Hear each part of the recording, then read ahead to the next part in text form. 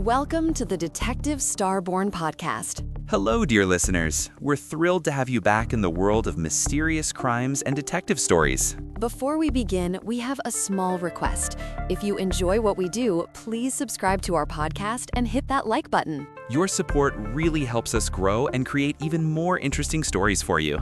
Just a reminder, new episodes come out every single day, so make sure you don't miss out. We can't wait to share today's incredible case with you.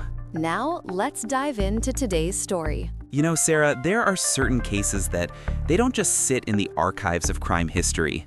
They fester. They stain the very landscape they happened in. I know exactly the kind you mean, William. The ones where the setting is just as much a character, a villain, as the perpetrator. Precisely. Today, we aren't just talking about a murder. We aren't even just talking about a serial killer, though we certainly are doing that. We are talking about a nightmare that existed on the fringe of civilization, a place where the rules of society just dissolved. It's the story of Robert Pickton, the Piggy Palace killer, the butcher. Just hearing those names, it sends a shiver down my spine. It feels heavy, doesn't it? It does. It's incredibly heavy. And for our listeners, I want you to picture something. We usually think of these horrors happening in the dead of night, in dark alleys, but this happened on a farm, a pig farm in Port Coquitlam, British Columbia. And the scale of it, Sarah, it's staggering. It really is. We're talking about a man charged with murdering 26 women, but he claimed 49. 49 lives, William. Can you imagine? I truly can't, and he wanted to make it an even 50. That was his goal. It's a level of depravity that feels almost industrial. Industrial is the right word, because this wasn't just killing, it was disposal. It was using the machinery of a farm to erase people. Mothers, daughters, sisters, aunties. And what makes this story so terrifying, at least for me, is how close to home it hits for so many people. Right. The document we're looking at today touches on that visceral fear.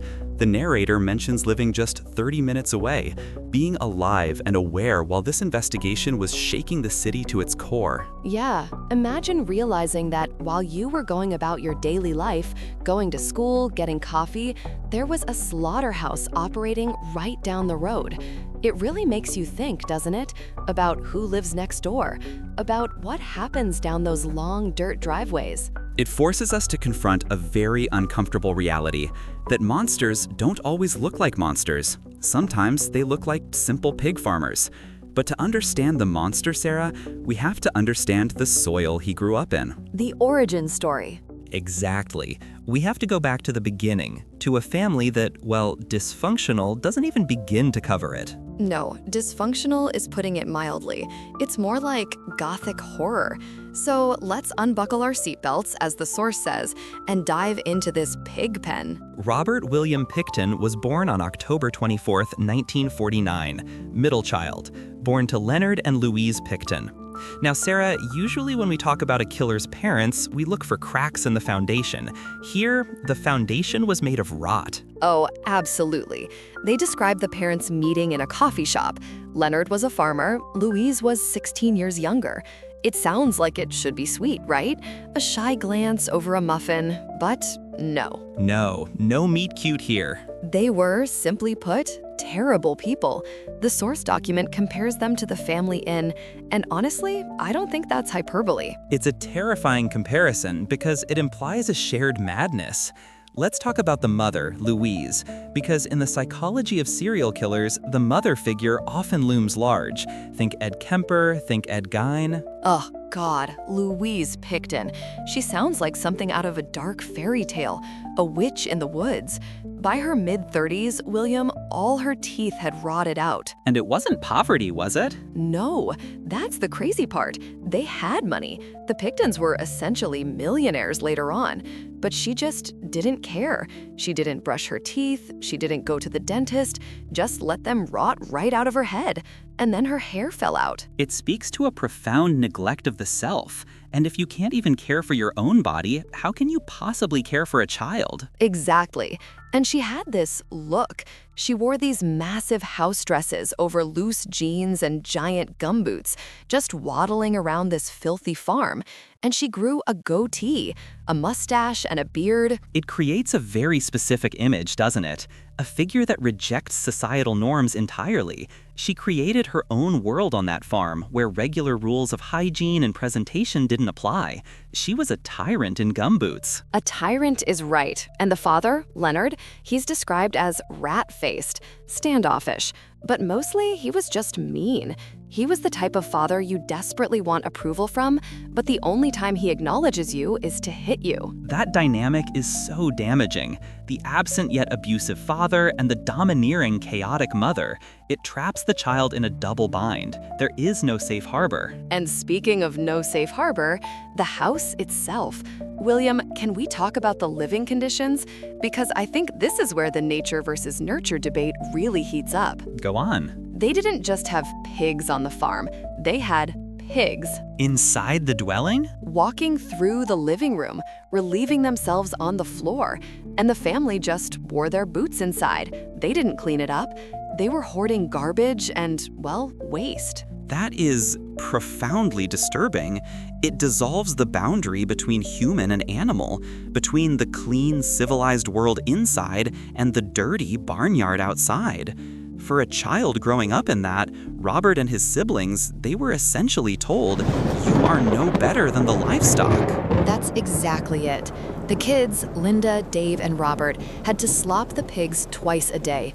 The stench would cling to them. They'd go to school smelling like manure. Which leads to social isolation. Massive isolation. Robert was terrified of water, so he never showered. Can you imagine sitting next to him in class? The bullying must have been relentless. It's a cruel cycle. The parents create a pariah, the other children torment him, and he retreats further into the only world he knows, the filth and the farm. And Robert, specifically, he was slow. He took special ed classes, he dropped out early. He was the easy target. And how did he cope? This is the part that gave me nightmares, William.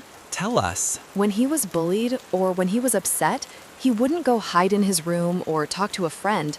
He would go find a fresh hog carcass and crawl inside it. He would crawl inside the carcass. Like a cocoon. He'd hide in the dead animal until he felt better. That is deeply pathological. It's a return to the womb, but a womb of death. It suggests he felt safer with the dead than the living, safer in the gore than in the classroom.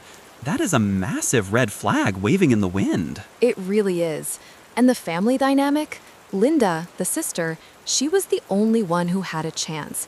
She was treated like a princess compared to the boys. New dresses, allowed to have friends. But the boys, Robert and Dave, they were left in the slop. It creates resentment. But Robert, he didn't resent his mother, did he? No, he was obsessed with her. He was a mama's boy in the darkest sense. He clung to Louise. It's that anxious attachment. She's the source of terror, but also the only source of security. He bonded to the monster. But Sarah, there's one specific story from his childhood, around age 12, that I think marks the death of whatever humanity Robert might have had. The calf story. Oh God, this story breaks my heart. It really does. Because for a split second, you see a little boy who just wants something to love. Set the scene for us. So Robert is 12. He saves up his own money, $35, which is a lot for a kid back then. And he goes to a livestock auction. He doesn't buy a toy or a bike. He buys a calf, a little baby cow. He wanted a pet, a companion. Exactly. He brings this calf home. He loves it. He takes care of it for weeks. It's his friend, probably his only friend. And one day, he comes home from school, and the calf is gone. I can see where this is going. He asks his dad, "Where's my calf?" And Leonard plays dumb. He says, "Oh, son, have you looked in the barn?" It's a setup. It's a trap. Little Robert runs to the barn, hopeful. He swings open the doors, and he sees his friend, his pet. It's hanging from the ceiling by its feet, throat cut, bleeding out into a bucket. Good Lord. And as Robert stands there, frozen, staring at this horror, he hears a chuckle from behind him. It's his father. It was a prank. A funny prank. That isn't a prank. That is psychological torture. That is a father deliberately shattering his son's heart to toughen him up, or simply for his own sadistic amusement. Can you imagine the betrayal? The person who is supposed to protect you not only kills the thing you love, but laughs at your pain? It teaches a lesson, Sarah. It teaches the child that attachment is weakness, that love ends in blood, and that the powerful, the ones holding the knife, are the ones who get to laugh. I think in that moment, Robert Pickton learned that he wanted to be the one holding the knife, not the one crying over the bucket. It's haunting. It really explains so much of what came later. The detachment, the butchery, it was all normalized for him right there in that barn. And this escalated. They moved farms when Robert was 14, right? To the infamous property in Coquitlam. Yes. And Linda, the sister, she took one look at the new place and said, "I'm out." She moved to Vancouver. Smartest decision she ever made. Survival instinct. But the boys stayed. And this new farm, William, it sounds like a horror movie set even before the murder started. How so? It was riddled with quicksand-like mud pits. There was a creepy, smelly lagoon at the back. It was desolate, just rotting buildings and overgrown brush. And 700 pigs? 700 pigs? The sheer volume of waste. And Robert and Dave, they were the ones dealing with it. Slopping pigs 3 times a day, morning, lunch break, night. Never showering, just living in filth. And the animals were still coming into the house. It was chaos. And as they got older, the criminality started to seep in. It wasn't just neglect anymore. It became active malice. We have to talk about Dave. Dave, the brother. He was the normal one, supposedly. More social, had girlfriends, but he had a darkness too. The apple doesn't fall far from the tree. Tell us about the incident in 1967. This is shocking. Dave was 16. He's driving his truck and he hits a boy, a 14-year-old named Tim Barrett, who was just walking home from school. A terrible accident, but accidents happen. It's what you do that defines you. Exactly. And Dave, he didn't stop. He didn't call for help. He drove straight home to Mommy and Daddy. And here is the test. A normal parent calls an ambulance. They call the police. They face the consequences. Not the Picktons. Leonard, the dad, goes out to the truck and starts scrubbing off the blood and fixing the damage. Cover-up mode immediately. But Louise does something even worse. What did she do? She gets in her car. She drives Mach 5 down the dirt road back to the scene. She finds the boy, Tim. He's badly injured, barely conscious, lying on the side of the road. She could have saved him. She could have, but she didn't. She rolled him. She rolled his body into a flooded ditch and left him there. She drowned him. She finished the job. Tim Barrett didn't die from the impact. The autopsy showed he drowned. Louise Pickton murdered a 14-year-old boy to protect her son's driving record. That is chilling. It shows a complete lack of regard for human life. To them, other people, outsiders, were just obstacles, debris to be cleared away, just like manure in the barn. And the only reason we know this is because Louise bragged about it later. She told a friend, like it was a casual anecdote. "Oh yeah, had to roll a kid into a ditch once." It confirms that psychopathy ran in the family bloodline. Robert didn't just stumble into murder. He was raised by a woman who saw murder as a practical solution to a problem. Exactly. And this family, they were insulated. They had their own world. They were weird, they were smelly, they were rich, and they were dangerous. By the early 70s, the boys were settling into their roles. Dave was construction and demolition, and Robert? Let me guess. Robert became an apprentice butcher. Of course he did. He found a profession where his desire to cut, to dismantle, to wade in blood was not only acceptable but profitable. And he started a meat business on the farm, but not a normal one. He would go to auctions and buy the sickest animals, cows with sores, diseased pigs, animals nobody else wanted. Because they were cheap. Because they were cheap, and he'd butcher them. And listeners, I want you to really pay attention to his method here, because it becomes horrific later. He would shoot them with a nail gun or cut their throat. Then he'd punch a hole in their ankles, string them up upside down, bleed them out, and dismember them. It's a ritual, a mechanical process. And whatever he couldn't sell, he had two disposal methods. One, feed it to the pigs. Two, take it to a rendering plant. Can you explain for our listeners what a rendering plant is? It's not something most people encounter. It's gross. Basically, it's a factory where they take animal parts that aren't fit for human consumption, guts, bones, fat, and they boil it down. They grind it into a paste to be used in cosmetics, soaps, paints. So essentially, biological recycling. Yes, and Robert was a frequent customer at West Coast Reduction. He'd drive his truck down there filled with barrels of waste. And the workers there just saw him as the weird, smelly pig farmer. They didn't look too closely at what was in those barrels. And that blindness, that lack of curiosity from the outside world, that is exactly what allowed the nightmare to begin, because soon those barrels wouldn't just contain pig parts. No, they wouldn't. And the location of that rendering plant, it was just a block away from a place called East Hastings in Vancouver. The hunting ground.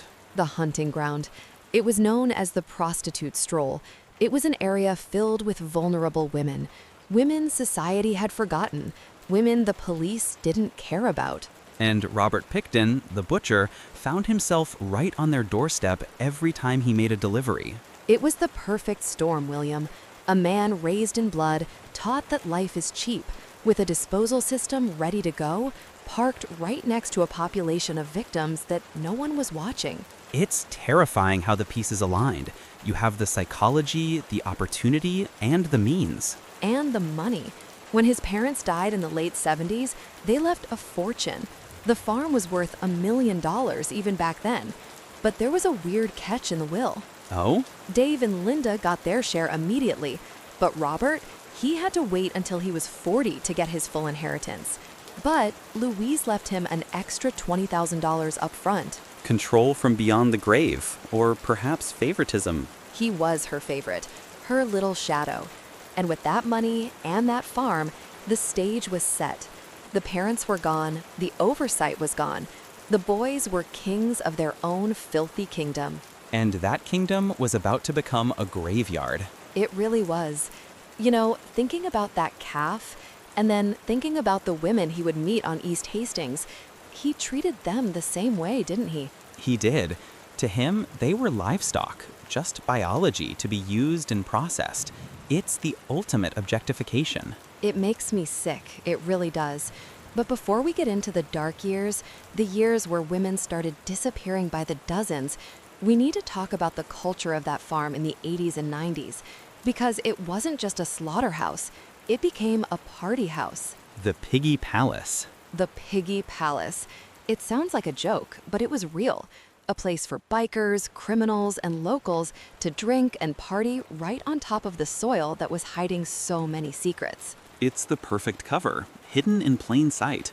If you have a constant stream of people coming and going, no one notices when a few don't leave. Exactly. But we're getting a little ahead of ourselves.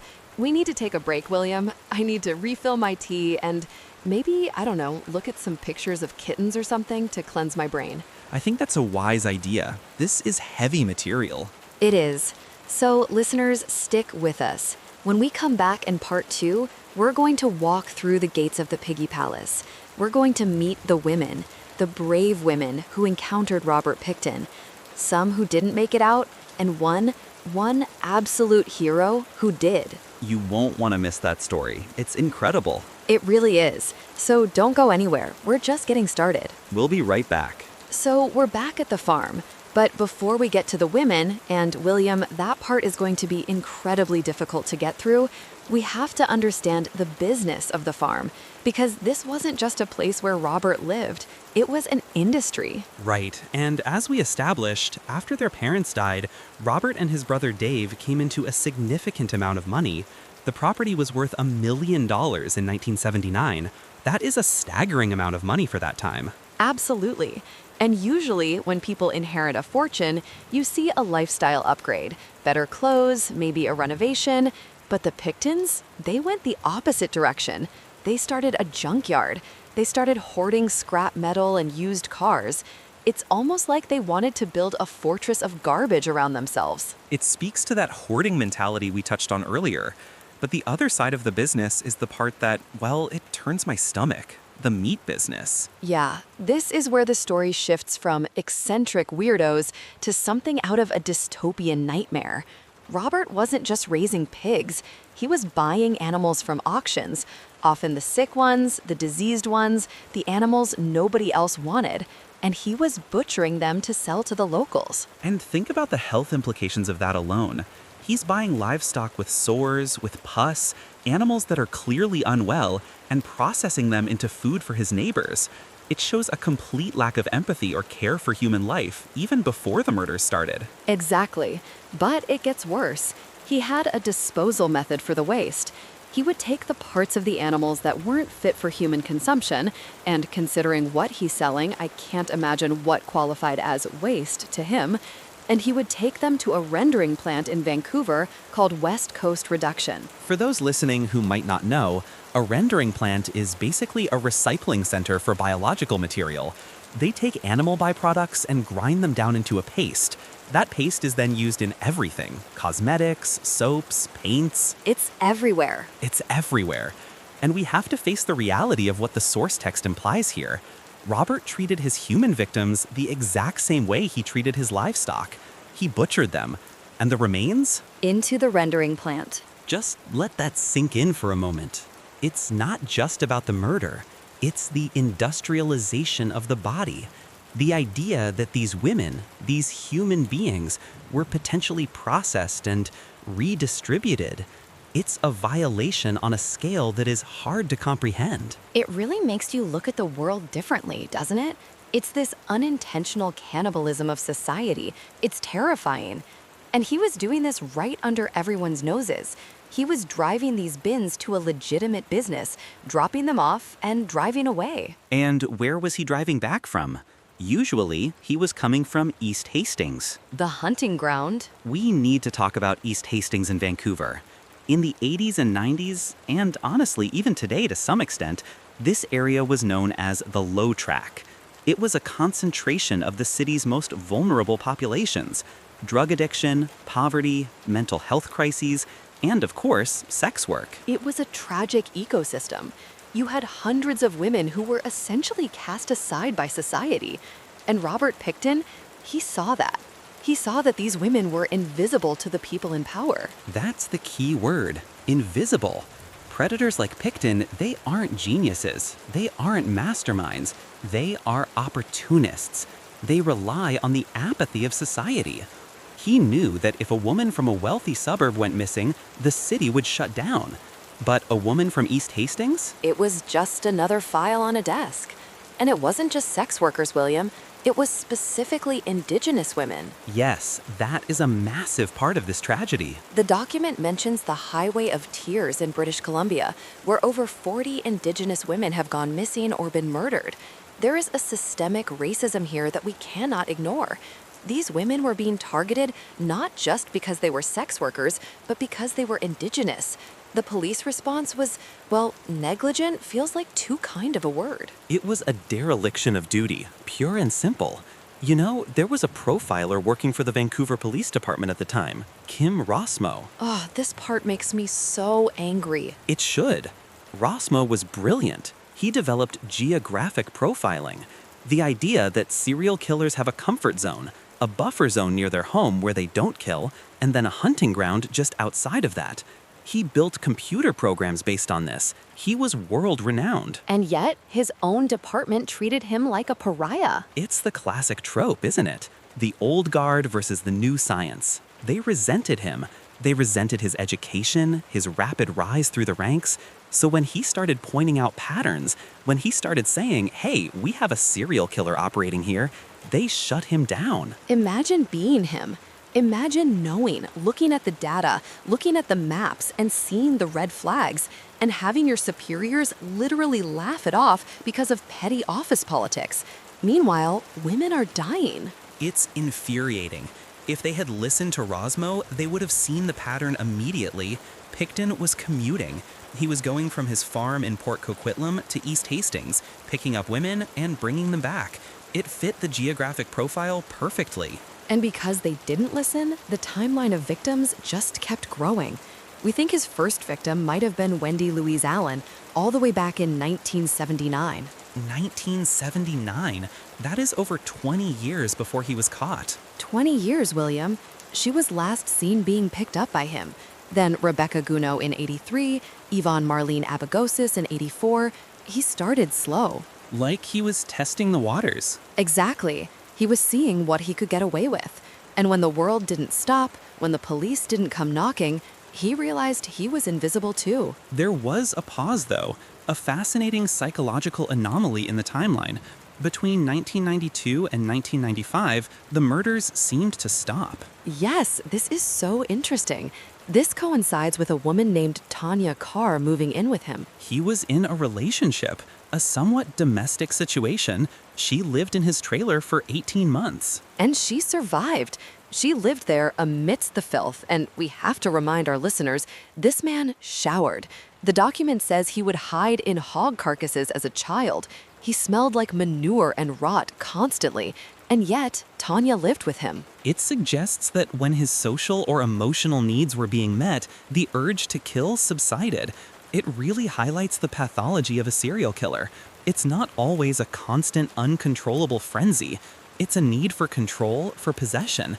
When he possessed Tanya in a relationship, he didn't need to hunt. But then she left, and I have to assume the smell had something to do with it. I would imagine. And once she was gone, the dam broke. The period after 1995, that's when the darkness really took over. And this brings us to one of the most chilling concepts Pickton held, the white knight complex. This is what terrifies me the most about his psychology. He didn't see himself as a monster. He saw himself as a savior. Can you explain that? Because to me, butchering women is the opposite of saving them. In his twisted logic, he was saving them from the streets. He would pick them up, bring them to the farm, and offer them a chance. He'd say, "I can help you get off drugs. I can give you a place to stay." It was a test. Precisely. It was a test. If they got clean, if they played by his rules, maybe they lived. But if they relapsed, if they went back to the drugs, in his mind, he was mercy killing them. He was ending their suffering. That is so deeply disturbed. It's a God complex. He's deciding who is worthy of life based on his own warped moral code. And we know this because of a survivor named Tracy. She encountered him in 1995. Tracy's story is wow. She got into his truck and immediately the smell hit her. She almost got out right then, but she needed the money. They drove back to the farm and she noticed women's clothing everywhere, jewelry, Trophies. trophies, and red flags. But you know, when you're in that life, you see a lot of strange things. You learn to ignore them to survive. But then things turned violent. He accused her of stealing, put a knife to her face. But she managed to talk him down. She did. And on the drive back, because he actually drove her back, he told her everything. He bragged about it. He told her he was a white knight. He confessed to killing women who didn't accept his help. Imagine sitting in a truck in the dark next to a man who smells like death, listening to him calmly explain that he murders women for their own good. And she survived to tell the tale. But again, who listens to a sex worker from East Hastings? That's the tragedy. But while all this darkness was happening in the shadows, on the surface, the Pickton farm was becoming the place to be. We have to talk about the Piggy Palace. It sounds like a bad joke, doesn't it? The Piggy Palace? But this was a legitimate venue on their property. Legitimate might be stretching it, Sarah. It was a converted slaughterhouse turned into a nightclub. You're right. Legitimate is the wrong word. It was a clubhouse. Robert and Dave, they started throwing these massive parties. They formed a nonprofit society, allegedly for charity. But it was really just a front for drinking, gambling, and networking with the Hells Angels. The Hells Angels connection is huge. You have a biker gang known for organized crime, violence, drug trafficking, using this farm as a hangout. It provided Pickton with a layer of protection. Who is going to mess with the guy who hosts the Hells Angels every weekend? Exactly. And the money was flowing. They were making tens of thousands of dollars a night. They had security, bartenders, bands. And amidst all this chaos, all these people partying, Robert is in the background, a silent, smelly figure just watching. And serving meat. Oh, God, William. We have to say it. They were serving roasted pig at these parties. They were selling ground meat. And knowing what we know now, knowing that he was disposing of victims in the same way he disposed of livestock. It's highly probable that people at those parties were unknowingly consuming human remains. It's the ultimate horror story. It's grotesque. It is. And the thing is, something was wrong. It wasn't just Tracy. There were people living on the property who saw things. Let's talk about Andy Williams, a friend of Robert's. Friend? I don't know if Robert really had friends, but Andy was in his orbit. One night, Robert literally gave him a tour of his kill kit. Yeah, he showed him the handcuffs, the piano wire with handles, and he detailed the process. How he would strangle them, bleed them, gut them. And what did Andy do? He ran. He got scared and he skipped town. He didn't go to the police? No. And I think we have to understand the fear here. Robert wasn't just a weird farmer. He was connected. And when Robert realized he had said too much, he tracked Andy down and beat him within an inch of his life. That sends a message. If you talk, you die. That fear kept a lot of mouths shut. But then there's Lynn Ellingson. Her story, William, her story actually keeps me up at night. It's the stuff of nightmares. She was partying with them. They were smoking crack. Drug use was rampant on the farm, obviously. She went looking for Robert and walked into the barn. And she saw a woman's legs hanging from the ceiling. Just legs. And Robert caught her. And instead of killing her right then and there, he made her watch. It's a power move. Total dominance. He grabbed her, forced her to stand there while he finished dismembering this woman. She described seeing organs in buckets, a clump of hair on the table because, as we learned, he scalped them to keep the hair out of his saw. I can't even imagine the trauma. Standing there, high, terrified, watching this industrial slaughter of a human being. And afterwards, he didn't kill her. He gave her money for drugs. He bought her silence. He knew that if he kept her high, kept her dependent, she wouldn't talk. And who would believe a crack-addicted woman from the farm anyway? It worked for years, but the cracks were starting to show. And that brings us to 1997, the year everything have ended, the year of Sandra Ringwald. Sandra Ringwald. Listeners, if you take one name away from this episode, remember Sandra Ringwald. She is an absolute hero. She is. She was a pro. She went to the farm with Robert, she did her job. But then, things went sideways. She was in the kitchen. She saw a knife on the counter, a big kitchen knife. She clocked it. That survival instinct was humming. Robert tried to handcuff her. He got one cuff on her wrist, but before he could get the second one, she went feral. And I mean that with the utmost respect. She fought for her life. She grabbed that knife from the counter and she started slashing. She got him in the neck. She stabbed him in the face so hard, she broke his teeth. Can you imagine the adrenaline? This massive man is trying to kill her, and she is just carving him up. But he kept coming, like a zombie. He wrestled the knife back. He stabbed her in the abdomen, twice. She's bleeding out. Her intestines, William, were coming out of her body. And she didn't stop. She did not stop. She fought him off, she broke out of the trailer, and she ran. She ran to the road holding her own insides in her hands. That is the most metal thing I have ever heard. It is. She flagged down a car. An older couple picked her up. She was hysterical, obviously. She pointed back at the farm and said, "If I die, that man killed me." They took her to the hospital. The police went to the farm. They found Robert bleeding out.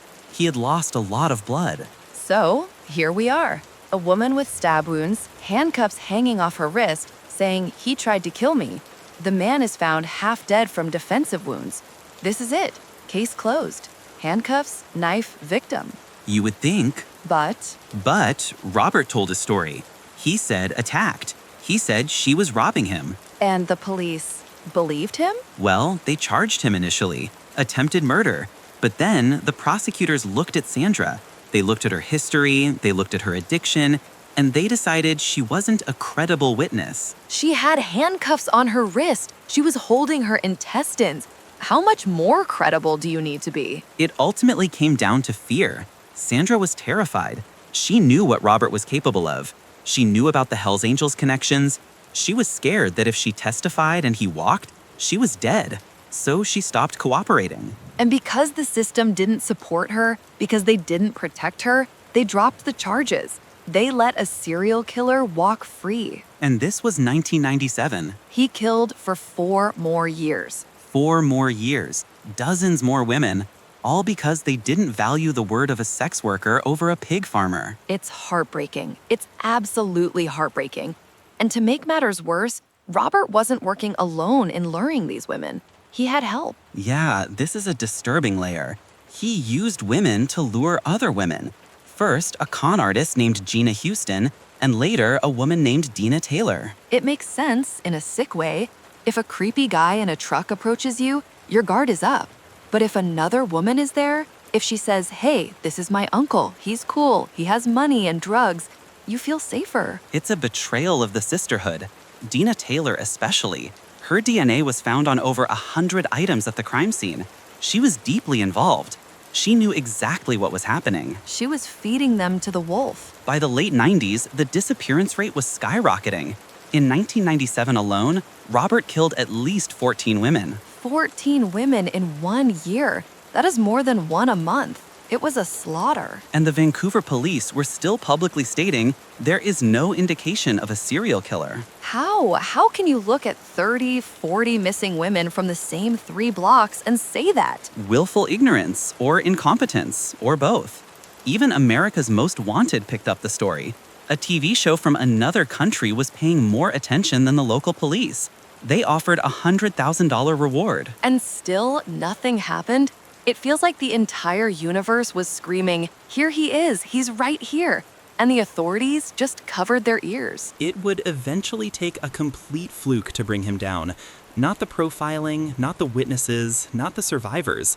Just dumb luck and a petty squabble. But we're getting ahead of ourselves. The raid is a story all on its own. It is, because when they finally did go onto that farm, what they found was worse than anyone had imagined. It was a house of horrors, and we need to take a quick breather before we walk through those doors with the police. Agreed. This is heavy. I think I need to step away for a second. Me too. Listeners, grab a glass of water, maybe hug your dog. When we come back for part 3, we are going into the raid. We're going to talk about the trial, the evidence, the overwhelming evidence, and the verdict that left so many families without justice. You won't believe what they found in the freezers. It's a lot.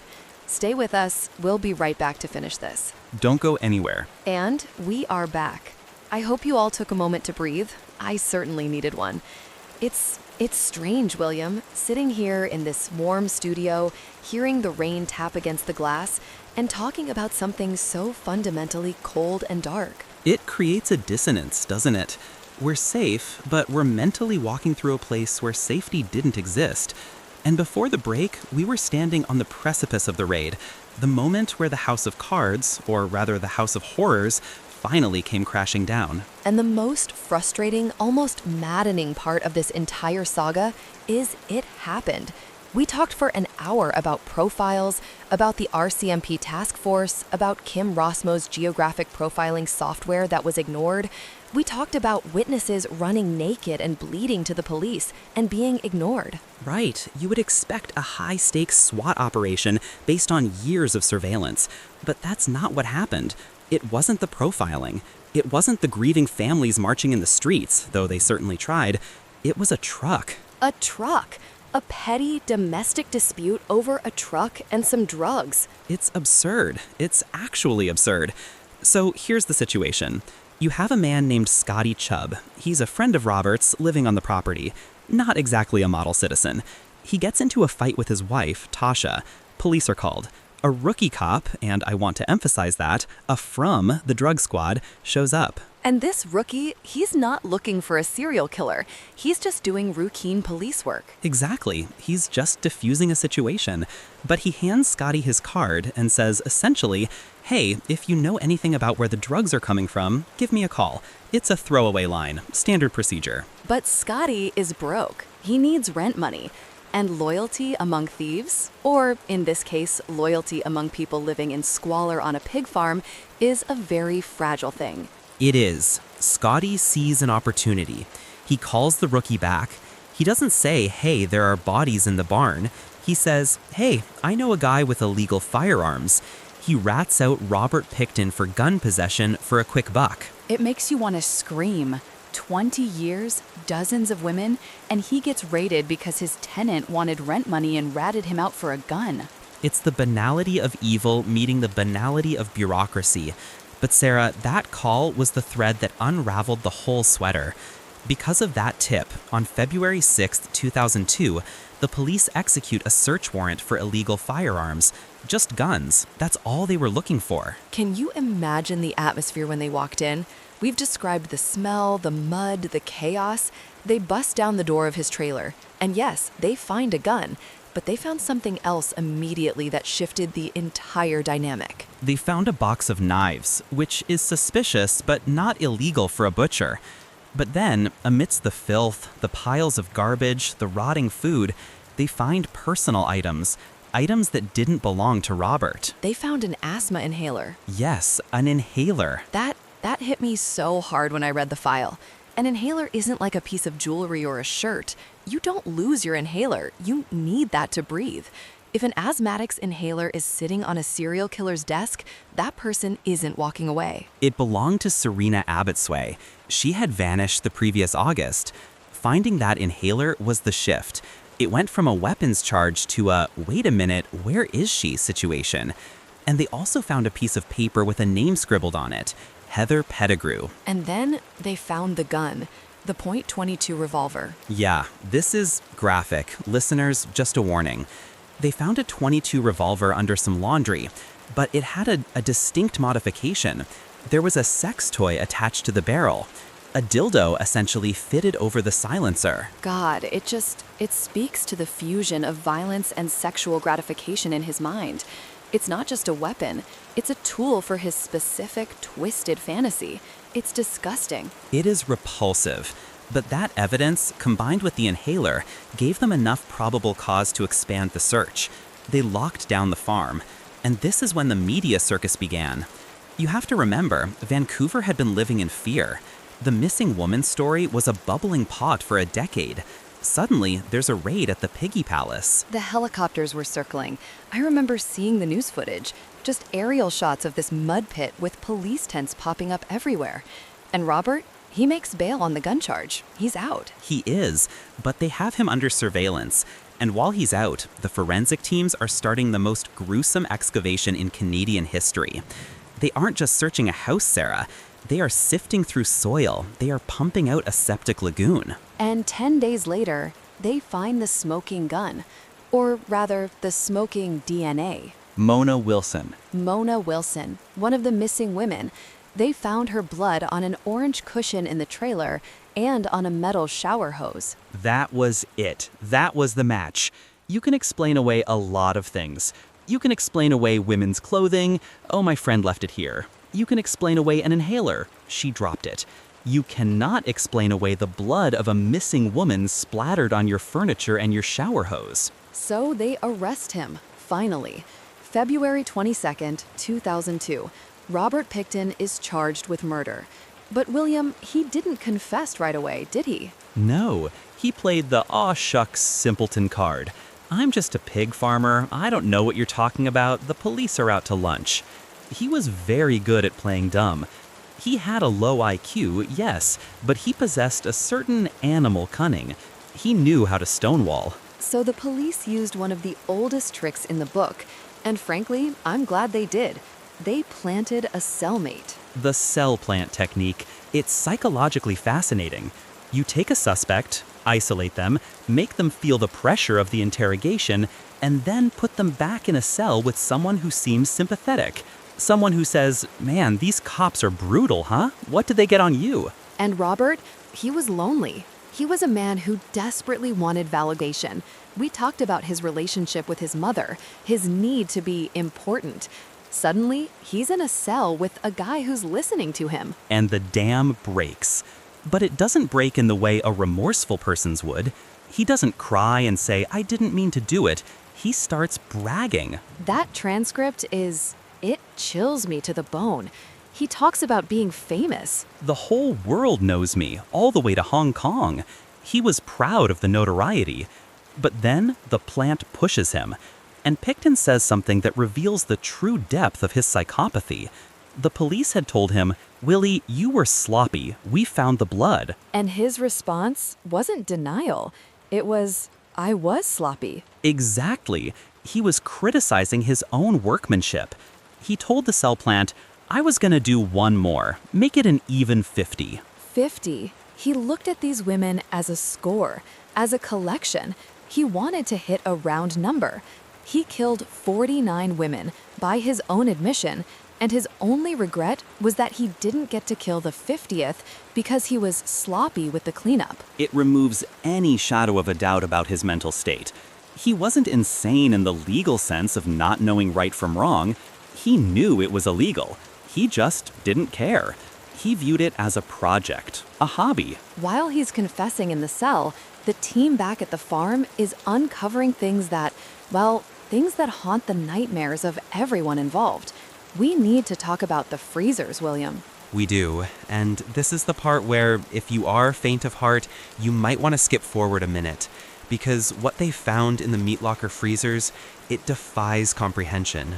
They found 2 5-gallon buckets, plastic buckets, frozen solid. The officers had to wait for them to thaw or chip through the ice, and inside, they found heads.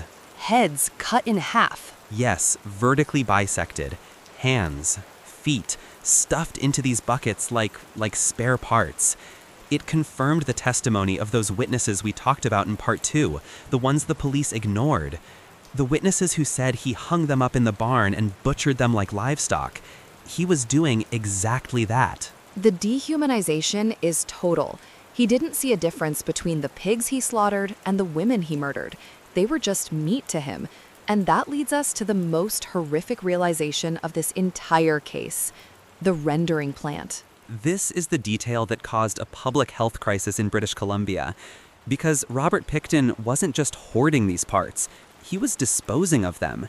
He was taking waste to a rendering plant, a place that processes animal byproducts into cosmetics, soaps, and other materials. But he was also selling the meat. Yeah, friends, neighbors, people who came to the parties at Piggy Palace. They bought pork from Willie Pickton. They were given ground meat as gifts. The police found packages of ground meat in his freezer. They tested it. It was a mix: pork and human DNA. It's cannibalism by proxy. He was feeding his victims to the community. He was feeding them to his pigs and then slaughtering the pigs and selling that meat. The cycle it's nauseating. It's pure, unadulterated evil. I remember the health alerts. I remember people in Port Coquitlam throwing out everything in their freezers. People wondering, did I eat at that barbecue 3 years ago? Did I buy sausages from him? Can you imagine living with that question? It's a psychological trauma that affected thousands of people. And meanwhile, you have hundreds of anthropology students and forensic experts on their hands and knees in the mud, sifting through pig manure for bone fragments. They found thousands of DNA samples, thousands. But William, you mentioned a mystery earlier: the arm and leg bones. Right. They found skulls, hands, feet, they found vertebrae, but they never found the long bones. No femurs, no humerus bones. Which suggests what? That he destroyed them completely? Or he disposed of them elsewhere. Or the pigs consumed them entirely. Pigs can eat bone, but usually there's something left. It remains one of the unanswered questions. Where is the rest of them? It's devastating for the families. Some of them received a coffin that contained nothing more than a single tooth or a fragment of a rib. That's all they had to bury. It's not closure, it's just confirmation of a nightmare.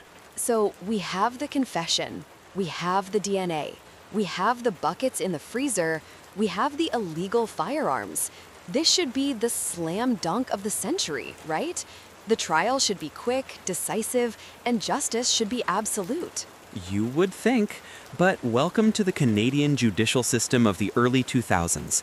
The trial of Robert Pickton was complicated and controversial. He was originally charged with 27 counts of first-degree murder. That's 27 specific women linked by DNA. Correct, but the judge made a decision that still angers people to this day. He ruled that trying 27 counts would be too burdensome. It would take too long, it would be too complex for a jury. So he severed the charges. He split them up. He decided they would proceed with only count 6. The idea was, let's get a conviction on these 6, that puts him away for life, and we'll deal with the other 21 later. But that strategy has a massive flaw. By severing the charges, the prosecution couldn't use the evidence from the other 21 women to show a pattern. They couldn't say, look, he did this 27 times. The jury only heard about 6. Exactly. It stripped away the magnitude of the crime. And even worse, the judge threw out the charge for the Jane Doe, the skull found in the swamp, because they couldn't name her. As if her life didn't matter because we didn't know her name. And Sandra Ringwald, the woman who escaped, the woman who fought him off with a knife while holding her own intestines, she wasn't allowed to testify as a victim because she survived. The defense painted her as unreliable because of her drug use. It was a mess. The defense team, to their credit as lawyers, did their job. They tried to create reasonable doubt. They suggested that maybe it wasn't Robert. Maybe it was his brother Dave. Maybe it was Dina Taylor or one of the other associates. It was a busy farm, lots of people coming and going. How do we know Willie did it? Which is infuriating when you have him on tape saying, I did 49, I wanted to make it 50. The jury struggled. They deliberated for days. And when they came back, Sarah, the verdict wasn't first-degree murder. It was second-degree. Second-degree murder for 6 counts. For our listeners outside of Canada, explain the difference. Because to me, second-degree implies it wasn't premeditated. How can killing 49 women not be premeditated? That's the crux of the outrage. First degree implies planning and deliberation. Second degree is intentional killing, but perhaps in the heat of the moment or without a pre-formed plan. The jury essentially said, we know he killed them, but we aren't 100% sure he killed them every single time. Or maybe he had help. It felt like a compromise verdict. It felt like a slap in the face to the families. It did. However, practically speaking, the sentence is the same: life in prison. In Canada, second degree carries a life sentence. The only difference is when you can apply for parole. For first degree, it's 25 years. For second degree, it can be less, but the judge set his parole eligibility at the maximum, 25 years. So he was locked away, life in prison, no parole for 25 years, meaning he would be an old man, if still alive, before he could even ask to be released. Correct. But then came the second blow. Remember those other 21 charges? The ones the judge said we'll deal with later?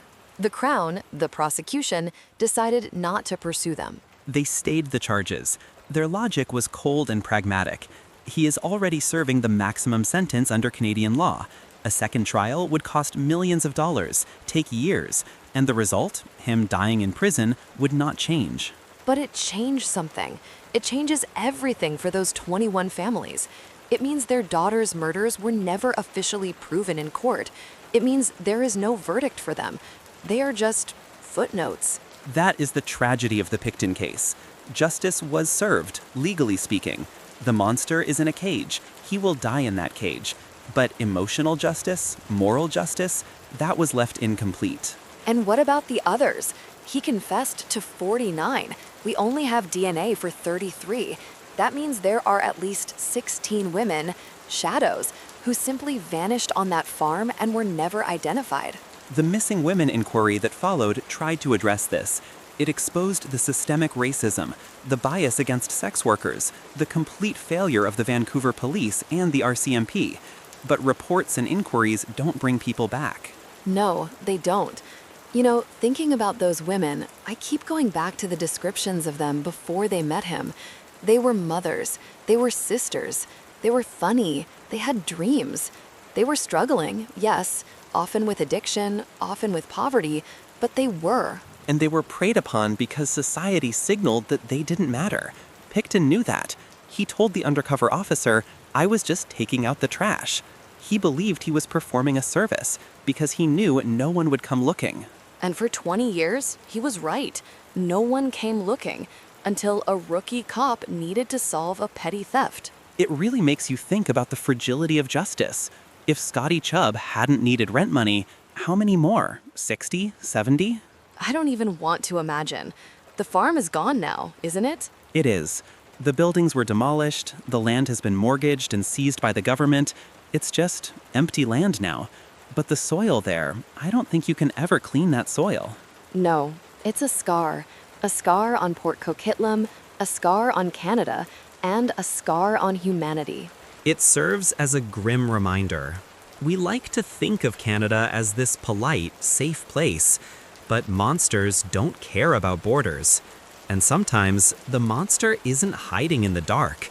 He's waving at you from his tractor, selling you meat, and throwing parties for the local police. He is in a supermax facility, and I hope, truly, that every time he closes his eyes, he sees them. I hope he feels the weight of those 49 lives. He is in a supermax facility. He's been attacked by other inmates. He is not living a comfortable life. It's a small comfort, but it's something. It is something. You know, William, usually we try to find a silver lining. We try to find a lesson. But this case, the only lesson is that we have to do better. We have to look out for the people on the margins, because if we don't, there are predators waiting in the tall grass who will. Well said, Sarah. We protect each other, or we protect no one. Exactly. And to the families of the victims, Mona, Serena, Andrea, Marnie, Georgina, Brenda, and all the others, we see you. We remember them. We do. This has been a heavy journey, Sarah. 3 parts, almost 4 hours of discussion. It has, but it was a story that needed to be told in full. We couldn't look away. No, we couldn't. Well, I think that's all we can say about Robert Pickton. I think you're right. Let's leave him in the dark where he belongs. Agreed. Listeners, thank you for sticking with us through this. I know it wasn't easy. Go hug your loved ones. Light a candle. Let's dispel some of this darkness. And check your locks.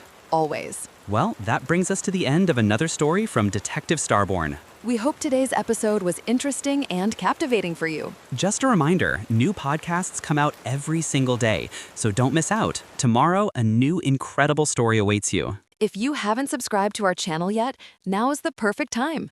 And don't forget to hit that like button if you enjoyed this episode. We'll be waiting for you in the next Detective Starborn podcast. See you tomorrow. Bye-bye.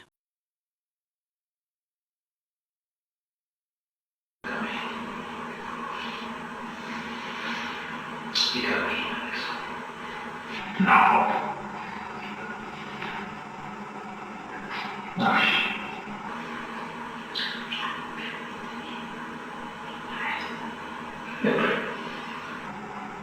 What have we done? No. No purposes. So what do you got? You know what I'm saying? Yeah. What? Yeah. Come on, buddy. Fucking this up. Okay, I know what's up.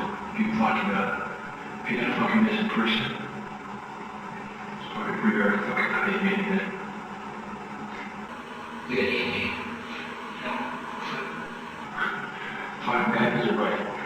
I thought the best way to fucking dispose of something was fucking take it to the ocean. Oh, really? Oh, fuck. You know what the fucking ocean is at this? Ain't much left.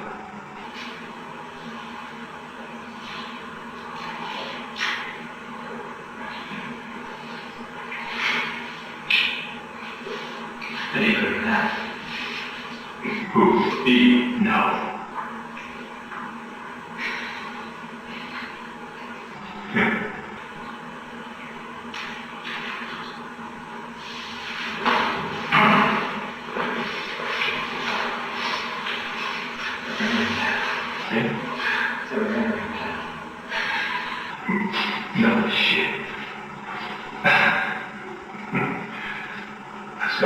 fucking, pretty good. Okay? Mm-hmm. Can't do much fucking left.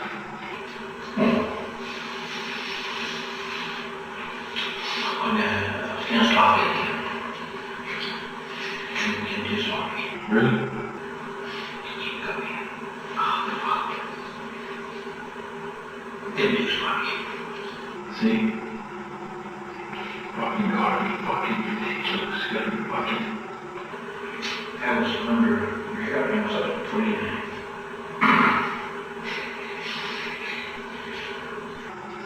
That's fucking pretty good there. That's fucking pretty good. I think you're doing something right.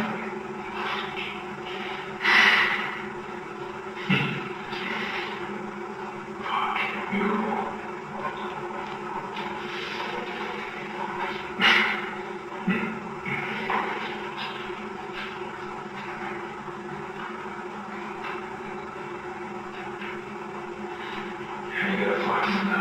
But the problem, they got bigger than me. It's funny. Doesn't make sense.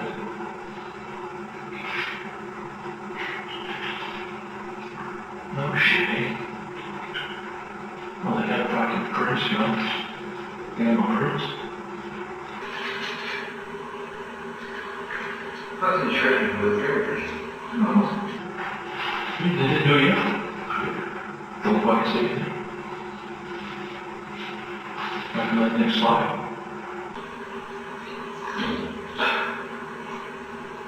Yeah, they said we're not going to teach forward.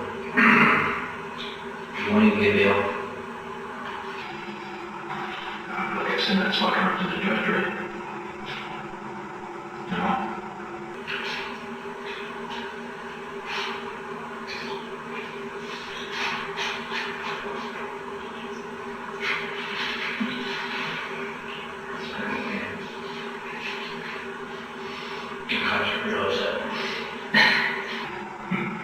No shit. They don't want to say it. They what? They don't want to say it. You fucking give it a good push. Yeah.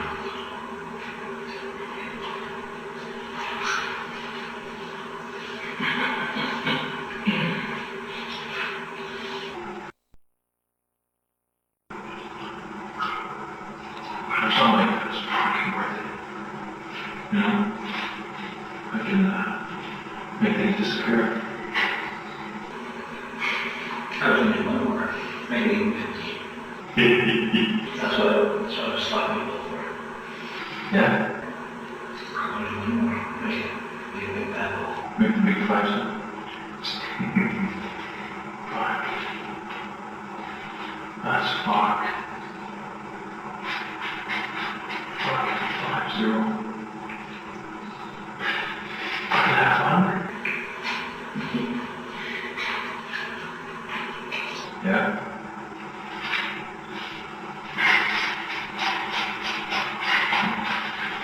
Best part. I fucking really want.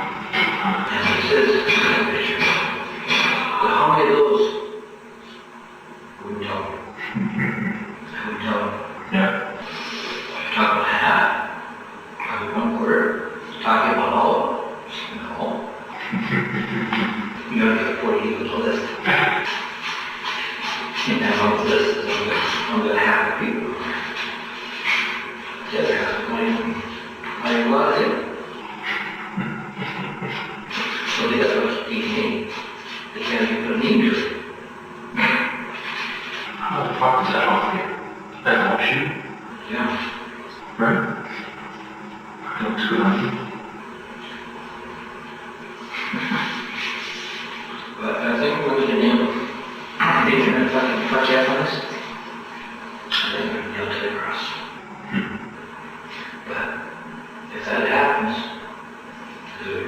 15 other people are going to go down. Fuck, it's going to go down. Yeah. I said they were my friends. Huh. Okay, between me and you, man. Fuck, you know what? You gotta fucking do what you gotta do for yourself. I thought they were my friends. Yeah. I was taking the interview. No shit. He's in the interviews about 10 people. And he says, you feel the surge with antifreeze, and you inject yourself, and you're dead in better than 10 minutes. He says in the interview, everything else. Another party says, yeah, I mean, officers, probably got a lot of stuff on me. No shit. That's why it's part of it. That's only part of it. That's not part of it. Everybody says, yeah, they beat the piss out of me. And he said, if I get a cop with the stuff that I stole in one day, I'll be hanging to the barn upside down. I says, right on tape. He says, I come back to Vancouver right now to testify. No shit. So it's going to move big time. They're going to tell you the first. I married my maple grave. My baby's body. Doesn't that just kick in the ass now? But it pisses me off. Fucking horrible. You know, it pisses me right off. Here's the problem is, you're this, they don't have nothing, but nothing otherwise. Oh, damn.